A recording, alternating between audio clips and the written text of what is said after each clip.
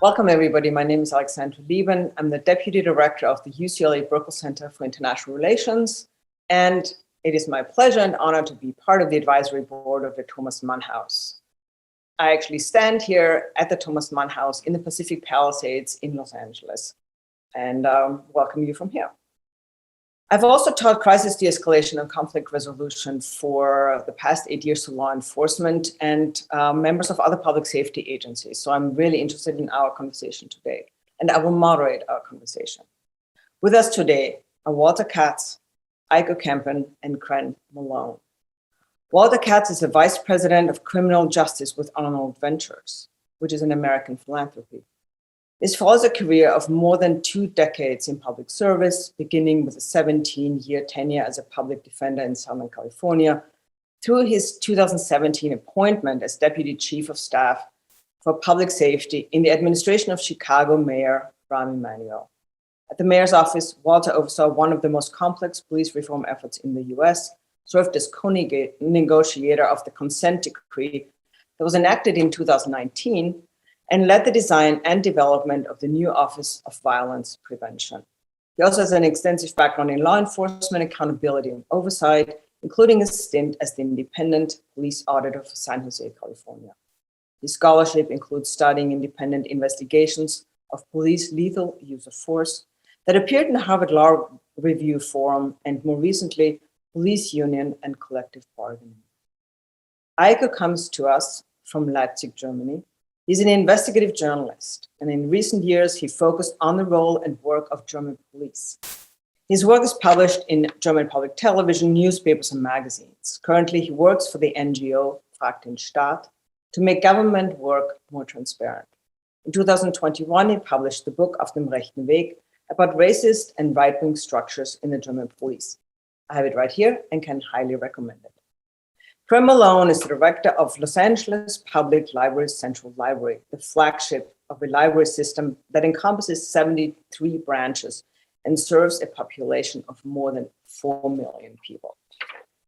Central Library is the 3rd largest library in the United States and typically welcomes more than 5,500 people a day. Prior to her appointment as director in March 2016, she served in 3 of the library's 6 regions for the Los Angeles Public Library. The Central Library plays a vital role in the community with programs that address adult literacy, homework help, resources for citizenship, the unhoused, and thousands of public events annually. It is also a resource for a lot of people who do not own computers, do not have internet connection, and they can find it at the library. In 2020, Kren launched the Reimagining Safety Initiative, which was responsible for creating alternative solutions for safety within her libraries, and she's going to tell us a lot about that. This event is part of Restoring Public Trust, which is a virtual program that will be broadcast in April 2022 and is organized by the Thomas Mann House in Los Angeles with the support of the Los Angeles Public Library.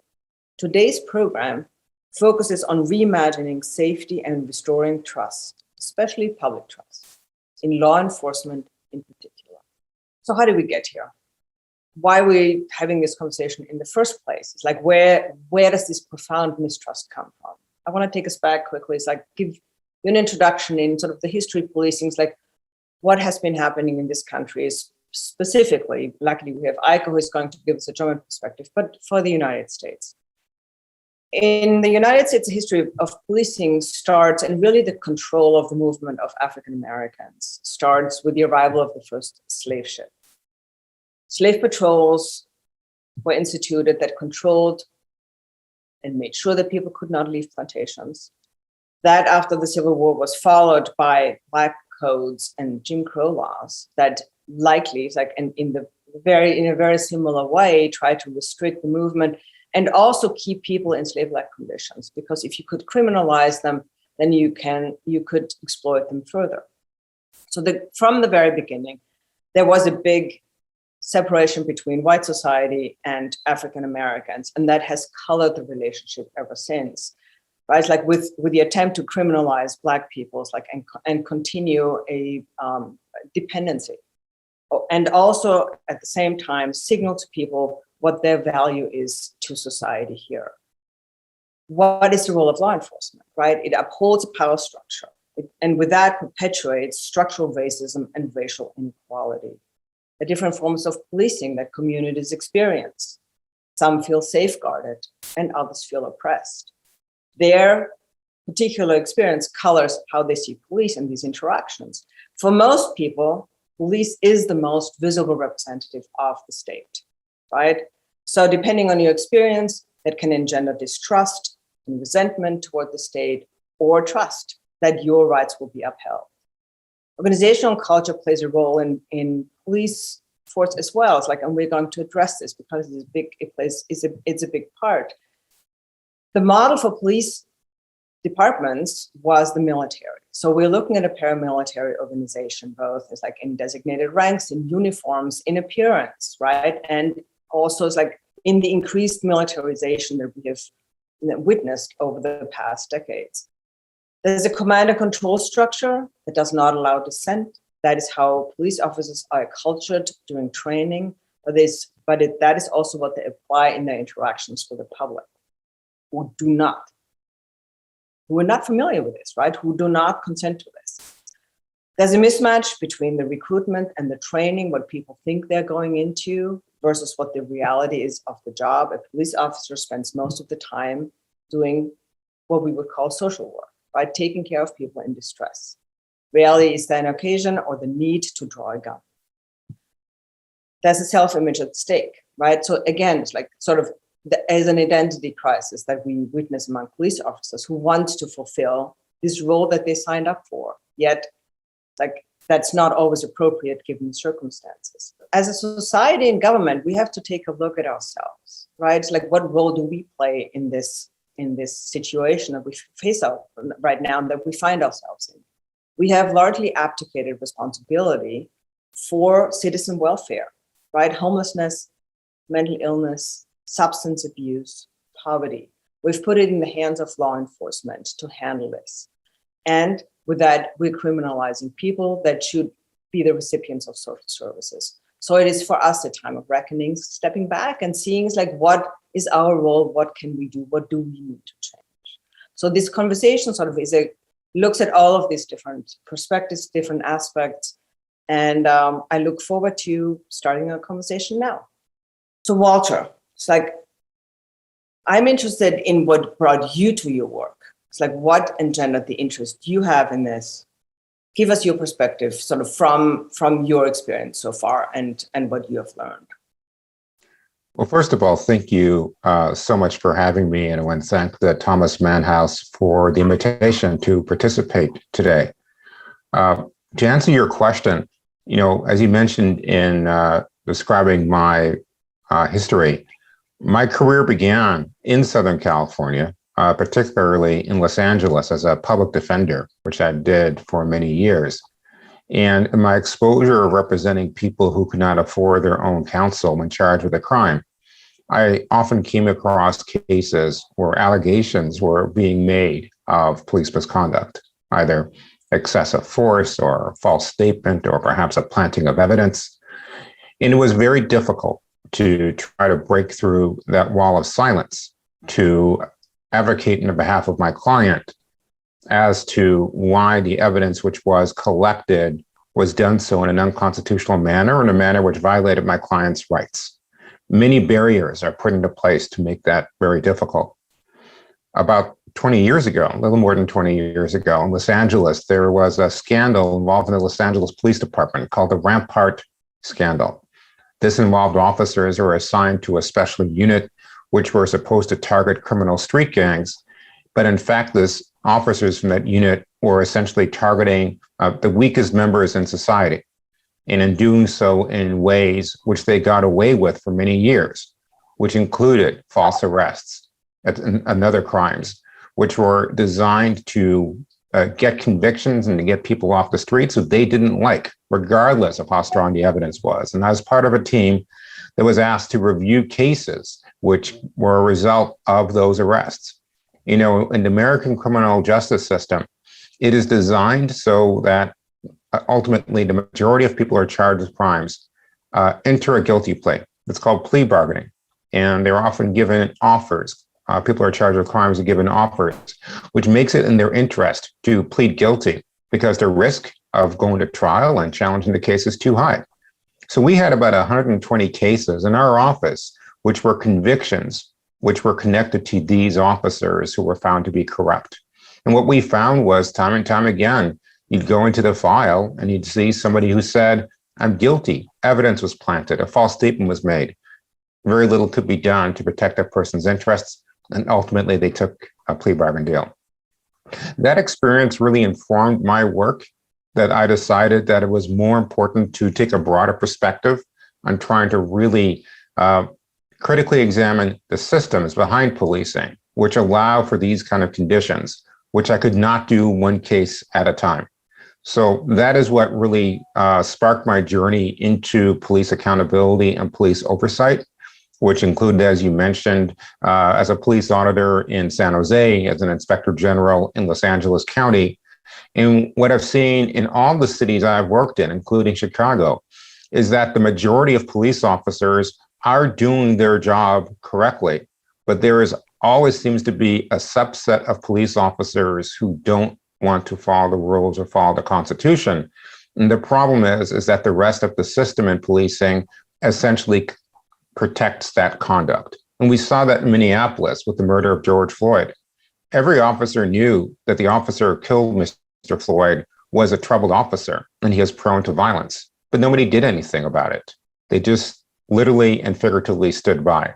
And it's that kind of the standing by when awful things are happening, the systems that allow for that to occur, which I'm very committed to tackling and to hopefully dismantle. Thank you so much for sharing that.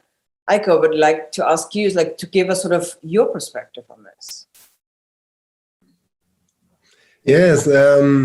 First of all, thanks for the invite. And I started to work on this topic about right-wing extremists in the police because I think that this form of extremism is the biggest threat to our democracy and to our society. And at the same time, the police is the most powerful institution that affects us in our everyday life. And this is a point where these two things come together and become very dangerous. And that's why I started to work on this topic a few years back and also work on to find a perspective on the role of police itself, because I think that police is not an end in itself. It's like we as society, we decided that we want to have a police, that we should have a police, and which means we also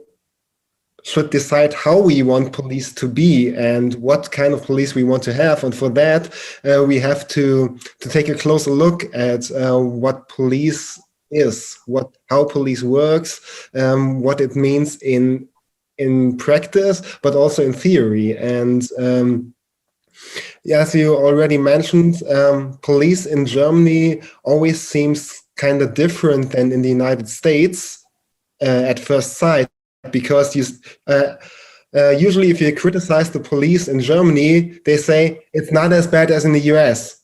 And in fact, it's different because it's really less likely that the German police will use gun force or shoot people, which is more or less based on the fact that we have way stricter gun laws, and it's way less likely that the people police confront are armed. And the police training in Germany is way different than in the US. Here you have at least 2 years of training, and in some federal states, it's at least they claim that the training is comparable to a university education. In fact, it's not the same, but at least they claim it to be like that. But on the other hand, the basic problems of police are more or less the same. You give people power, and they are able to misuse that power. And in many cases, we fail to control this power. We have structural problems inside the police that cause everyday problems, like discrimination like racial profiling that are based sometimes on laws, sometimes on structures inside the police. And we have this closed circuit group in the police where it's really hard to work on these problems, because most people don't speak up if they witness that another colleague, for example, beats up a person, if he falsely arrests someone, if he uses racial profiling. There's this phrase called the blue wall of silence, like that a policeman never rats out another policeman. And it's not something that I have thought of. It's a basic term in police research for decades, and that is one of the main problems that we also have in Germany. So I think that are the topics we have to talk about. Aiko is so correct that police culture is extraordinarily insular. For example, if one were to go through a New York City subway station, and I think I see this everywhere around the country, and you see 2 or 3 officers together, they're talking amongst each other, and there is almost a conscious effort not to connect with the world beyond them. They speak a certain language, they have certain cultural mores, all of which create a barrier between themselves and the rest of society outside of them.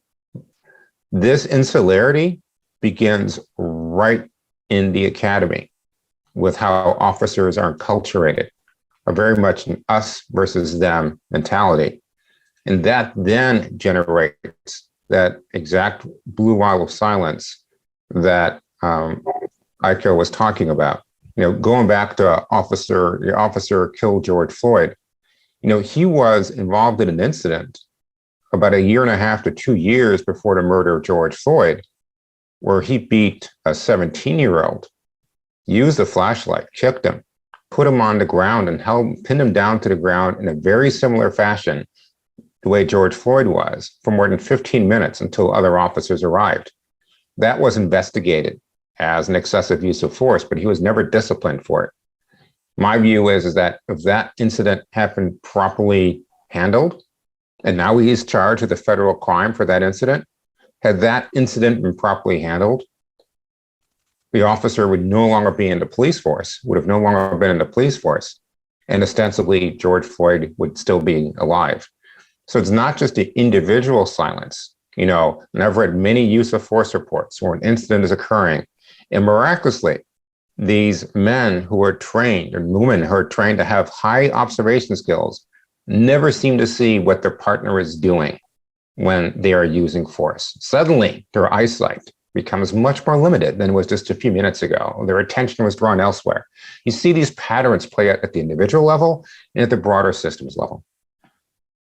So Aiko, thank you for your remarks. And it's interesting to hear also how long police training is in Germany, but that we still sort of face similar issues. What do the two of you contribute this phenomenon to, right? That the blue wall of silence is one thing. Paramilitary culture that does not allow dissent. It's command and control, right? It's like it gets passed on from the top, you do what you're being told. But still, it's like, why do we face this universally, as we hear here, right? That this reluctance or the unwillingness of officers to step outside of this and report what they see. Because that enculturation begins so early. And there are plenty of examples where officers who have said something are then ostracized by fellow officers or by management. There have been instances where an officer has identified misconduct and they become the subject of the investigation, not the officer who actually is the person who was engaged in misconduct. Even to the point where you hear examples of officers believing that an officer who discloses misconduct is less likely to have help and assistance come to them if they need it in an emergency. So there are all these cultural signals which are occurring, which are saying, even if you disagree with what you saw happen, it is best to keep quiet. Aiko, what would you like to add? Yeah, there is, I think,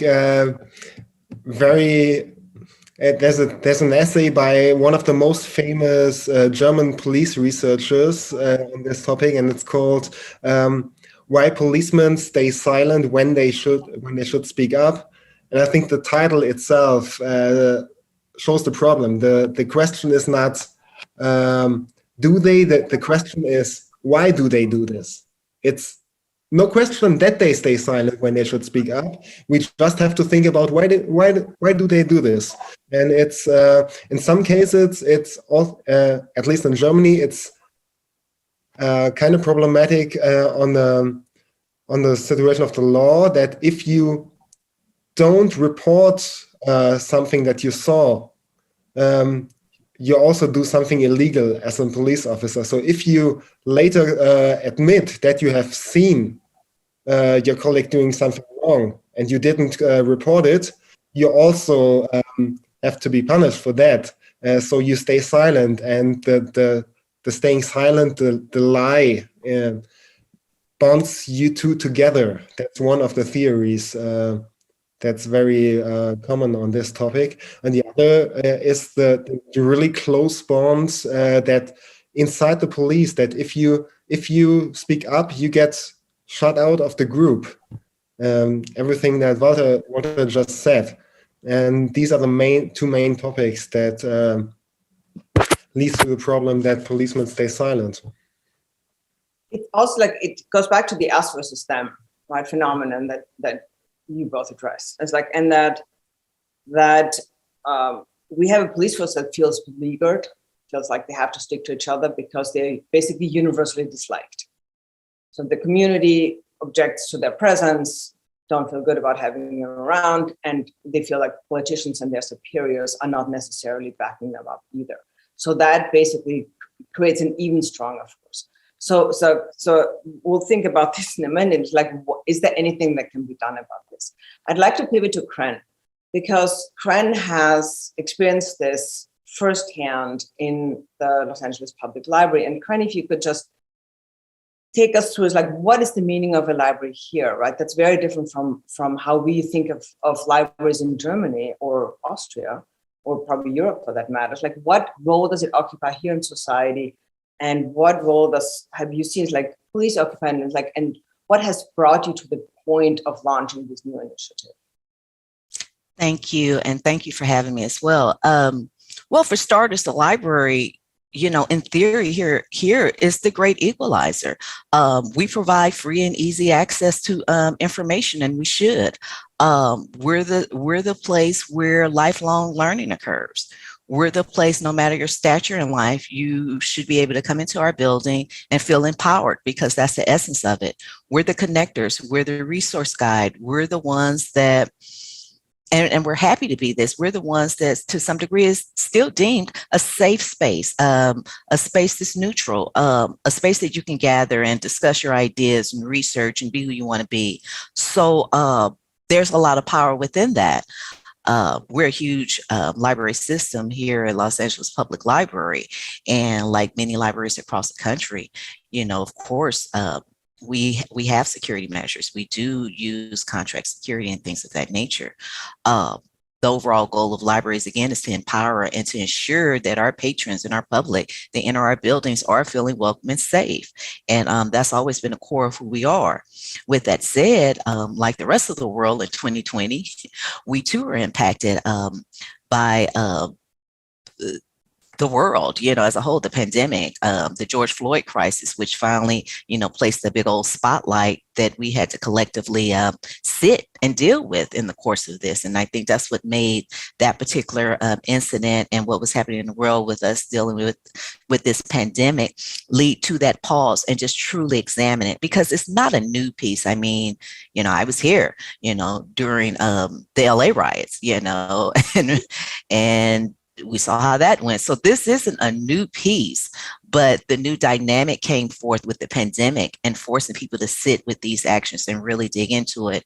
And so, of course, the library was not, we weren't removed from that reality, right?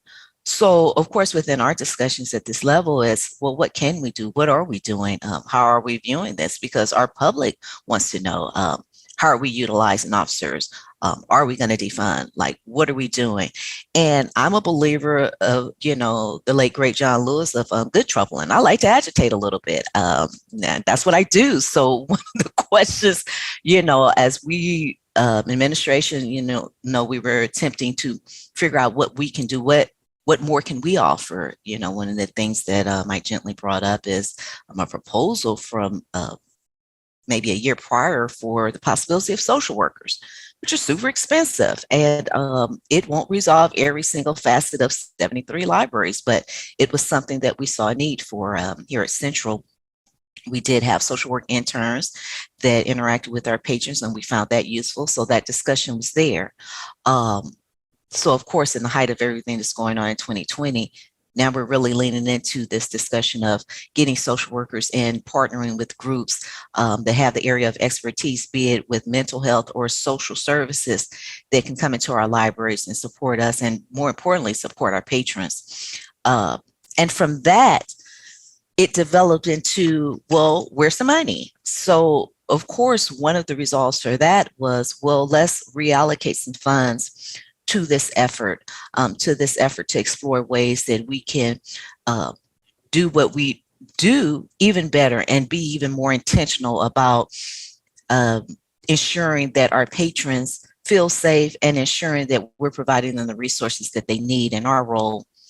And from that, and with that effort, funds were reallocated for what we entitled the Reimagining Safety Initiative. And the title Reimagining Safety is just that. How do we reimagine it? And in what facets do we do that? So for us, what that meant is gathering up, I was lead and, gathering up colleagues throughout our system, all levels, and really getting down to some basics and brainstorming ideas and ways that we can utilize our plethora of resources we have now, and what can we do about it. So it was multi-layered. It's multi-layered. Safety and how that's how folks feel when they enter in any space, be it public or otherwise, is to some degree subjective. Yet then there's some real realities. There's some real reality of biases, and there's real realities of police brutality and things of that nature. So what I understood and what my colleagues understood from the beginning is that beyond the partnerships that would be valuable to us to form or even strengthen now that we had some funds there, we also needed to dig deeper than that. So in addition to seeking out these partnerships, because the Reimagining Safety Initiative did lead to an amazing opportunity that's out there right now, and it's on our website, and that's a request for qualifications. We're looking for folks that we can partner with, contractually speaking, that offer a whole plethora of services, be it social work or different organizations or groups, that develop from that. And that's a really, really strong piece of work that we're establishing or attempting to establish so we can bring in professionals in our spaces and really lean into that. However, we also recognize that beyond those partnerships, there was some training that's warranted, and not just for officers or anything of that nature, but for ourselves. It was important to lean in heavily into getting more training on de-escalation, being mindful and getting the training on biases, and just really gathering ourselves and getting information and resources that we need to be knowledgeable. So we're not a part of the problem, in a lot of instances with incidents in our libraries, where officers may have been called, that was due to the fact that we didn't have a social worker in some instances. We do want our officers, we do want our staff, we do want those partners that's coming in to understand, to know the signs, to know the difference between if you're calling the police for this versus when we actually need someone to come in and offer that assistance, and where that lies. So it was layered. And in addition to those partnerships, we understood the importance of the physicality of things, right? Like how are people feeling physically safe? What are our logistics looking like? Are there some transitions that's warranted there to ensure that things aren't being escalated due to blind spots or, due to folks just not feeling safe in certain areas and spaces? So it was multifaceted. And we're still going through and looking at best practices.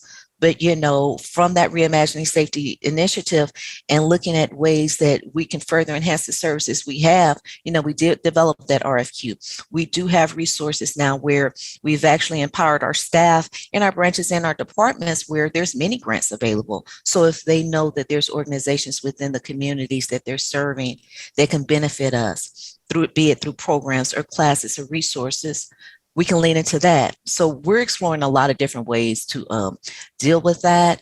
And really, it's just about empowering our public and making them feel safe and really maximizing the resources that we have and, really developing that.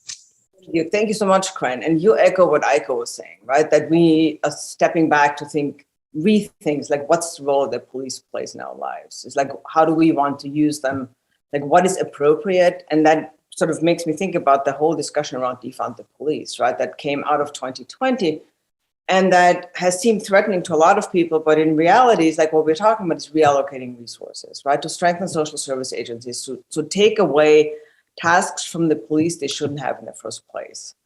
And you doing this on-site at the library, but also seeing you're describing a microcosm of what we see in society at large.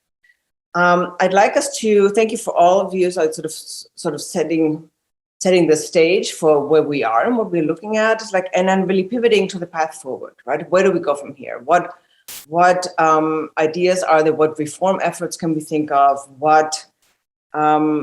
Walter already started talking about accountability and transparency. I think that's paramount because if we do not know what's going on, then we cannot act on it. And same thing is the blue wall of silence continues, right? It's like, so how do we break through that? Walter, do you want to take this and sort of expand a little bit more on that? Sure. So after George Floyd at Arnold Ventures, and for those who don't know, it's a philanthropic organization which is really focused on evidence-based solutions to try to solve deep systemic problems. And one of those areas is criminal justice. And we did a lot of thinking after George Floyd about policing and why is it that, 6 years after the death of Michael Brown in Ferguson, or 5 years after Freddie Gray in Baltimore, or Tamir Rice in Cleveland, the names are endless, right? Why is it that it seems like we're replaying the same cycle time and time again? One of the things we thought about is that after Ferguson, there was a concerted effort, right? It looked very similar to after George Floyd, a concerted effort to change policing. There's a presidential task force in 21st century policing, which in very short order put out recommendations. But in my view, the reason that we were right back where we started, or so that it seemed, is that time and time again, we, being society and its policymakers, have not taken on the underlying structural barriers to reform. What I mean by that is that in California, for example, has some of the strictest officer privacy laws in the country. And I have to deal with those almost daily in my work, first as a public defender and then in oversight, where an officer who has a complaint filed against them and that complaint is investigated, and let's say it leads to a sustained finding and discipline, the person who filed the complaint will never get those details. I remember as a police auditor in San Jose, how frustrated I was that I couldn't give the complainant the full particulars of what occurred. Why? Because California state law erected these high barriers. So our view is that we need to take on those barriers to accountability and lack of transparency. Licensing laws, for example. Why should an officer who has been engaged in excessive force in one police department be able to resign from that position and show up in a different police department somewhere else in that state or in a different state?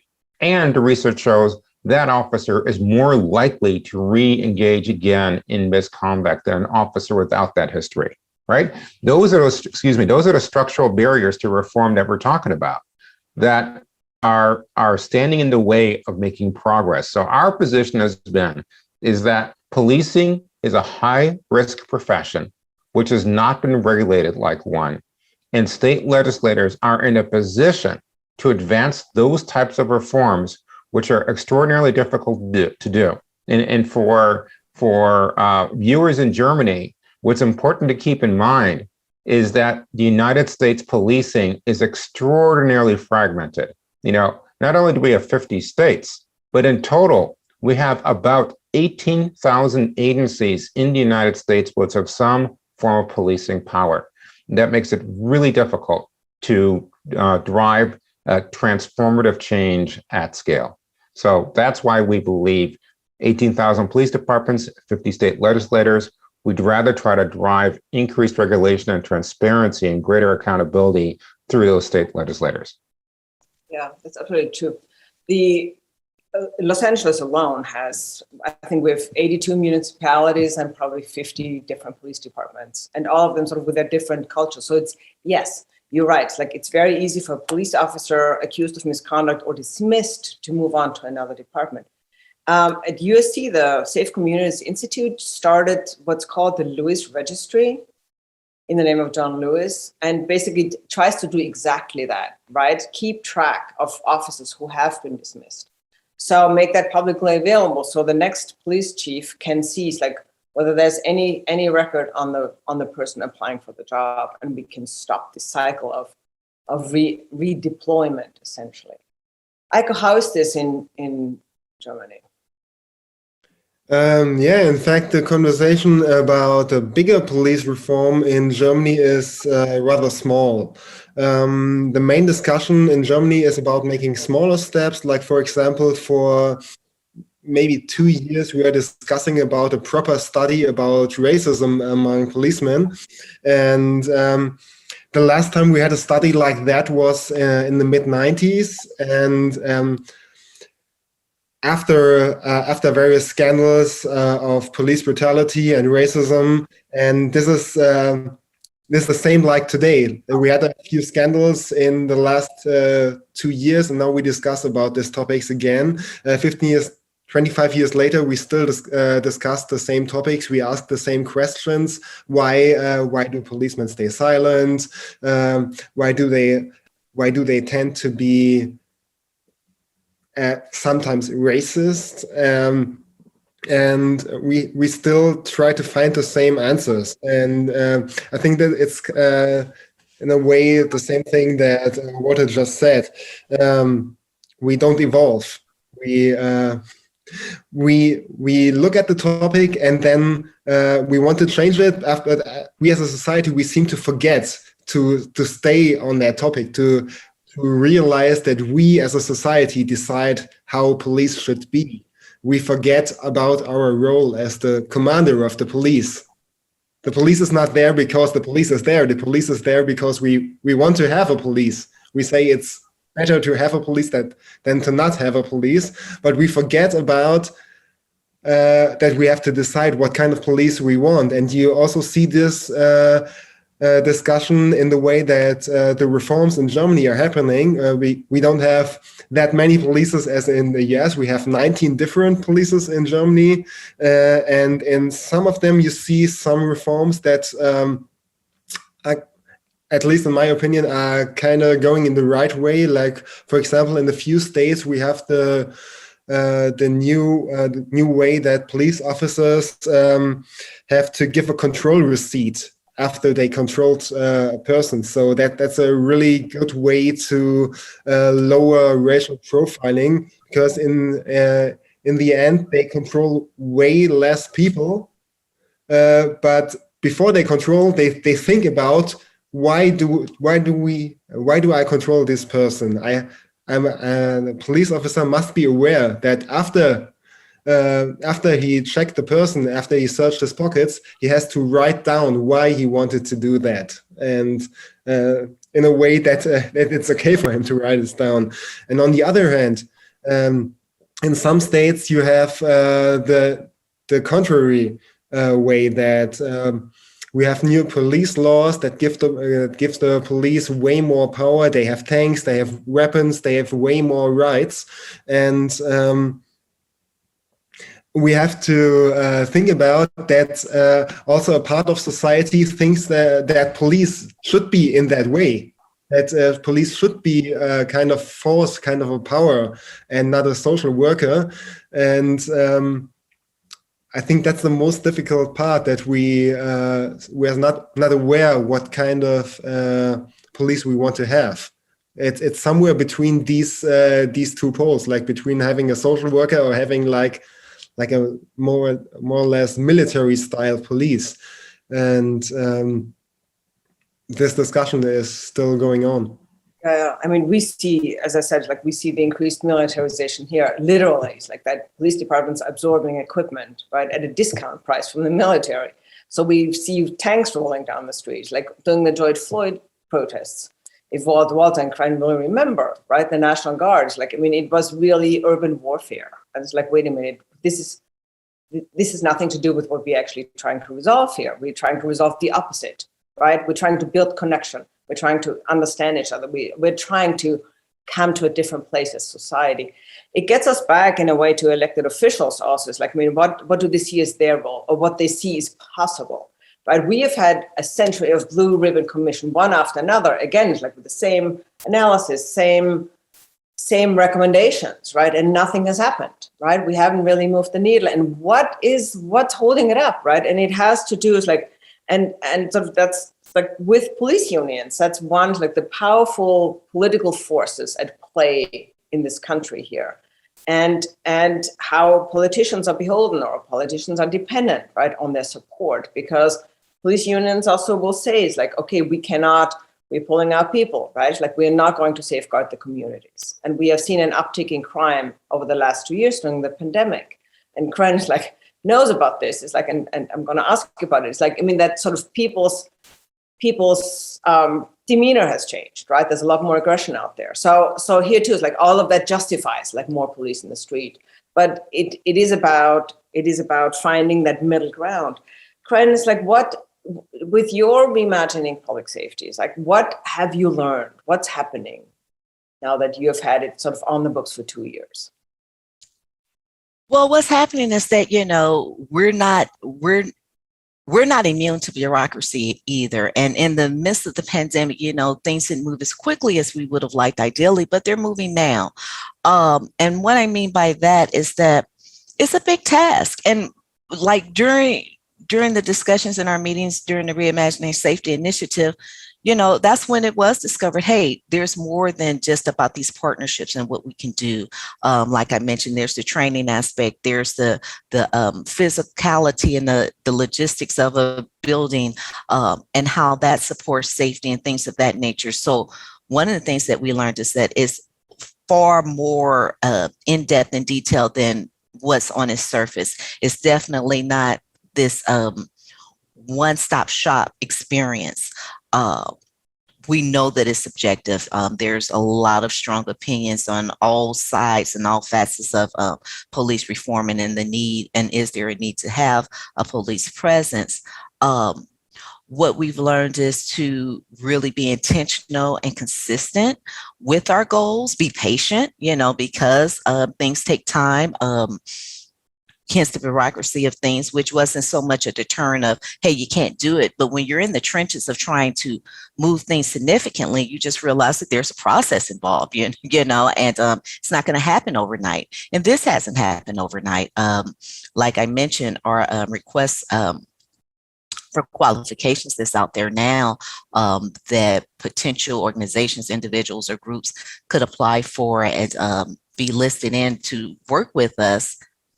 This is 2 years later. You know, it takes time to develop and publish that. So what do we do in the interim? What are we doing right now? Well, it's the small things that adds up. You know, it's the training that we could do right now while we're waiting for this big opportunity to bring in folks. What training can we do to prep ourselves? How can we be more mindful now? That mattered. And in addition to that, the Reimagining Safety Initiative, we're also in the process of really establishing and forming our an entirely new department, which is called our Library Experience Office. And the title is just that Library Experience Office is going to be a place that's where our social workers that we hope to have will be housed, and they'll be sent to various regions and things of that nature. We're hoping to be able to hire staff within that department that have lived experiences that can serve a different type of purpose and interaction with our patrons and resonate with them in a different way. That's in addition to this RFQ that's out there for those partnerships that might be as long as 6 months, as short as 6 days, depending on the service and what we're offering. What we wanted to do was not make it as stringent. We want to be open to ideas. We don't have the formula.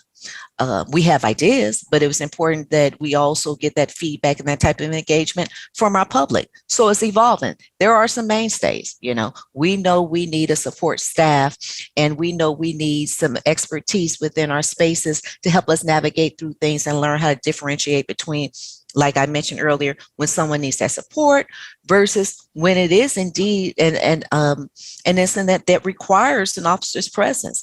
That's something, again, that we don't want to keep to ourselves with our staff. It's opportunities where we want to engage and inform our public.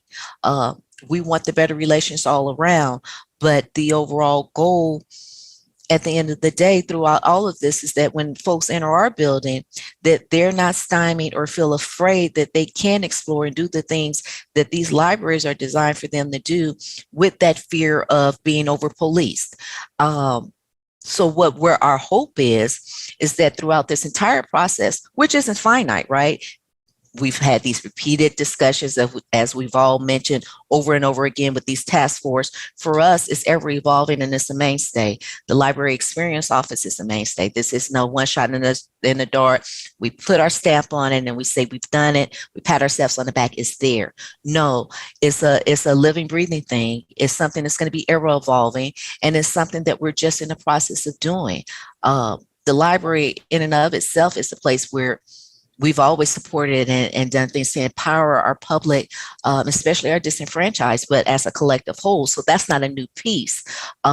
It's the intentionality involved in really digging in and trying to get to some resources that really matter for our public in a meaningful way, and not just blindly, slapping all the funds into one resource. Right. We've learned that, right? Not to slap all the funds in one resource, but really look at ways that might not be traditional that we can use to further empower our public and make them feel safe and welcome, as well as our staff.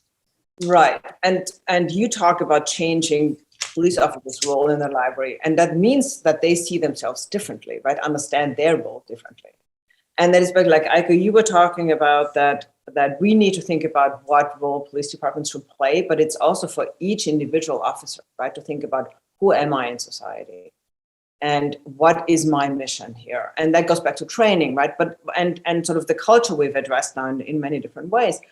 Aiko and Walter, I'd like to hear your thoughts on police culture reform.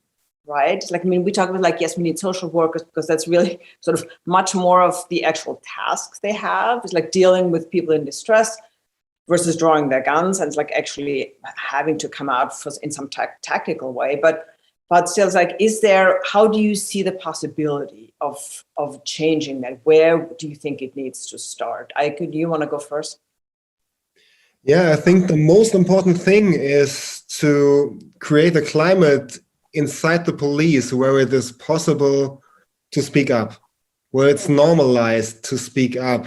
One of the most drastic things we saw about the police in Germany in the last few years were group texts where it was more or less usual that policemen shared racist or extremist images and racist jokes, sometimes between their usual work stuff, and that shows how safe they felt inside that group to show that behavior, and nobody spoke up. Nobody there was like 20 persons in that group text, as maybe 6 persons shared racist images, and the other 14 people, maybe they were disturbed, but they didn't spoke up. And that's the main problem that we have to address. We don't have to address the racist persons in the police. We have to get them out. But to get them out, we have to address the persons in the police that are not racist, that want to do a better job, but don't dare to speak up. And for that we have to work on the climate. Yeah, I see Walter nod, because we've had the same experience here.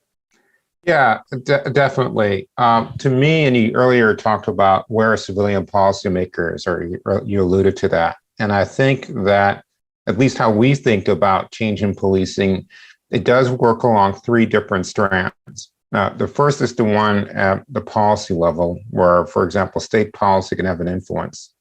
The second one is the question about effective governance and democratic governance and oversight. The way policing is structured, like Aiko referred to, they are there with the consent of the governed, right?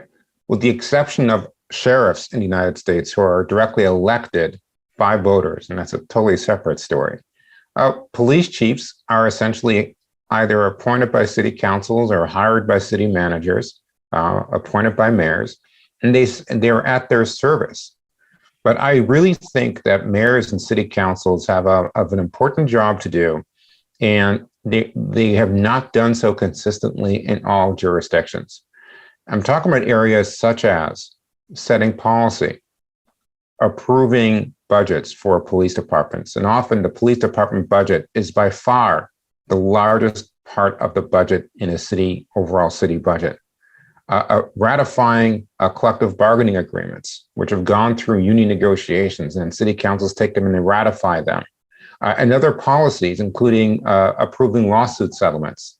You know, I've had the privilege now of being up close to a number of different legislative leaders, including in Los Angeles County and other cities, and seeing the great variation in the quality of oversight that they offer. What questions are they asking? Do they know what the right questions are to ask? What are their expectations? And I couldn't help but thinking, as Kren was describing the work at the library, about how often one would hear from law enforcement that they can't do certain things. They can't make certain changes because, well, if they do, it will just hurt officer morale, and then it's more difficult for them to keep the public safe. I can't imagine that library staffers would say, well, these changes are just too much, and now our morale is hurt, and now we're going to stop checking out books to the public. That doesn't happen. We have such a different relationship, which has been allowed to exist between policing and the governing and the public. It's vastly different than we expect from teachers or nurses or librarians. And I think that is where a reset is needed. Then ultimately, the police also have to internally do their own type of cultural work that within policing itself, that they have different expectations for what they expect from each other. Communities of color have had difficult experiences with law enforcement, right, for decades. Yet, to be seen as legitimate and trustworthy, police officers and police forces should reflect the community they police. How do we bridge this? How do we entice people of color to join the police force? How can we make police forces more diverse and more accepting of demographic changes that are happening? I would caution that I would say we should be very cautious about that. Police culture, in my experience, has a habit of trumping the ethnic background of an officer. You know, for example, I'm going to go back, even though I'm in New York City, but you're in Los Angeles, that's what a Thomas Mann House is. Two of the largest agencies in the United States are the Los Angeles Police Department and the Los Angeles Sheriff's Department. Los Angeles Sheriff's Department in particular has been involved in a number of controversial killings of young Hispanic men. But the largest cohort of deputies in the Sheriff's Department now are Hispanic. So I don't necessarily think that just because you have a more diverse police force, that means that you necessarily have a better police force. Now, research does support that more women officers means less likelihood of using force, less likelihood to conduct a search. Officers who look like the people that they are policing are less likely to also engage in searches and force and to make arrests, to use other de-escalation tactics, but that is not a guarantee. The aspect that more women in the police could make a change is something that I also witnessed in Germany, that a lot of the cases in which police an officer spoke up, this person was a woman in the last few years. So I think that is something that still is a work in progress. I was just going to say, I totally agree with what Walter mentioned. You know, we do have to be careful and mindful of that because, you know, the whole blue wall and every other facet that kinds of joins forces depending on what that means. It could be for good or bad. So while we do know that, because in libraries it's the same, you know, when we have professionals and people of color that look like the communities they serve, folks feel more comfortable in some instances. We've seen that where we might have, we know that people want to see themselves in these roles. So that does stand, but we do have to be mindful that that's not just the end game there. And also too, just being honest about these roles and how they need to be dismantled. You know, there's collective efforts, and then there's, you know, what's been mentioned, those individual efforts where, you know, you literally have to look at in the mirror, you know, the proverbial mirror, if you will, and really get it together. And it's not something that's going to happen overnight, but, you know, I just keep circling back to what we've already said. These have been the same discussions we're having, you know, for quite some time. I mean, for us with the library, the movements that we're making are, I guess, in theory, small, yet we're hoping that it builds in a manner that we see some significant change and some significant progress in this area within what we can do in this space, you know, so. You have a form of community policing because you also have sort of sustained presence of officers on your premises. And like, and the question, like community policing, where people get to know each other, right? Where the community begins to trust their police officers to the point where they share tips, they share information. Do we think that that's a solution or one of the solutions? Walter? Well, the theory of community policing is that, you know, it's slightly a circular one, that as there is greater trust and legitimacy placed in policing, which can really only come about through the constructive and positive engagement by policing, that will lead to not only better relationships, but better cooperation, so that when police do try to solve crimes, that they'll get help from the public. You know, we know that violence, for example, concentrates, that despite what a lot of people may hear about, you know, the United States has thousands of murders per year. In 2020, it had a largest increase in homicides ever in year over year, a 30% increase over 2019. What we know is that violence concentrates. For example, in Baltimore, it's believed about 0.75% of the population is involved in what we would call a criminal street gang, but they are connected to 58% of all homicides. A study in Baltimore showed that 70% of shootings could be attributed to 5% of street corners. So we know that violence concentrates. We also know that violence concentrates in communities that are disenfranchised, that are disconnected. They are experiencing disinvestment, broken institutions. They have very low trust in institutions that they will be protected, be it health, be it education, be it safety. And so in that environment, with police, as you mentioned earlier, being the most visible connection between the state and the individual, when you have low trust, it just perpetuates those same conditions over and over again. So if you can increase trust and legitimacy, and again, that burden is on the police to do so, the goal is that they'll have more cooperation, better cooperation, and therefore try to be able to decrease violence where it concentrates, and then start creating that flywheel effect of more trust, more safety equals more trust and more safety. Right. I guess the last question is like, if you have your magic wand, right, what do you want to see happen? What in your mind is the right approach, is the recipe to move forward towards sustainable reform and the right type of reform? Ideal, that reform for us would look like the vibrancy of what I've mentioned earlier. Our library experience office is fully staffed. We have a core number of social workers as well as library staff that has learned experiences that we've hired, and we have them triaged throughout our libraries. We have them readily available where it's needed. We have a system set up. It's that circular community policing, but I would like to say a circular community of trust and service that's not so much policing, but a wraparound services, if you will. That's what we hope to incorporate with our library experience office and the goals within that, that the conversation is fluid. You know, that's going to bring forth that reform because it's a constant conversation. It's not just put on the shelf, as I mentioned. We actually have the fundings to sustain it.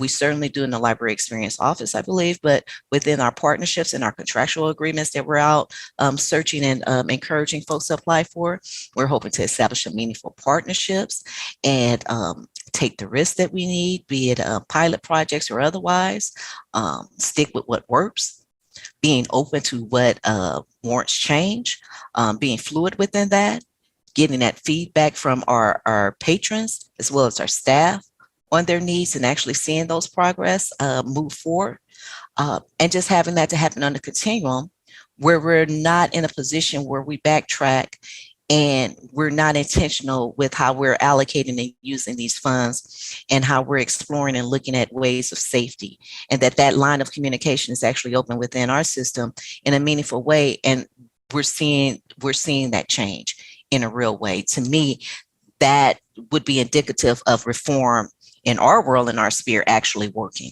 Not alleviating everything. We know that's not going to happen, but just having that constant rapport and those constant services evolve and be utilized.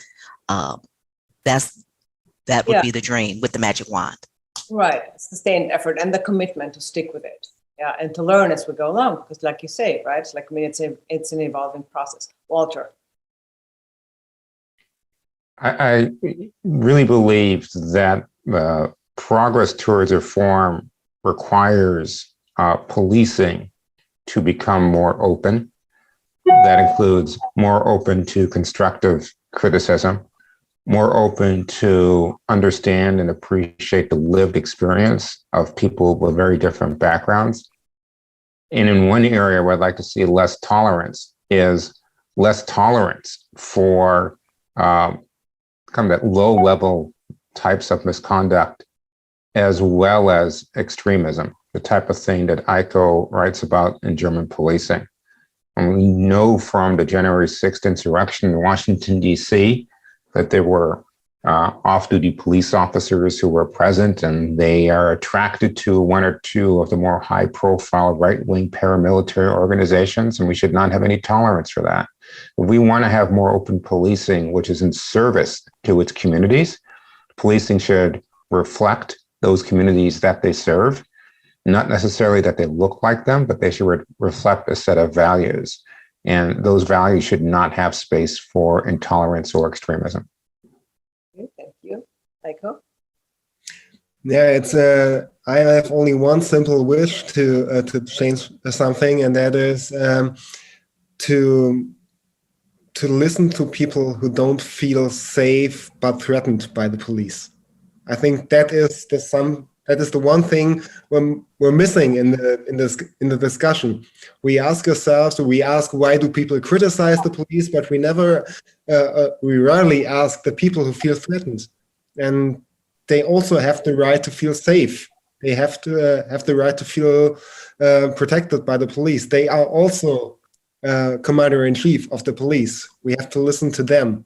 We have to ask them what they want. And I'm not in the position, so I just say we have to listen to them. Yeah, you're absolutely right. And here's like when there's this long history, right, of distrust for a very good reason.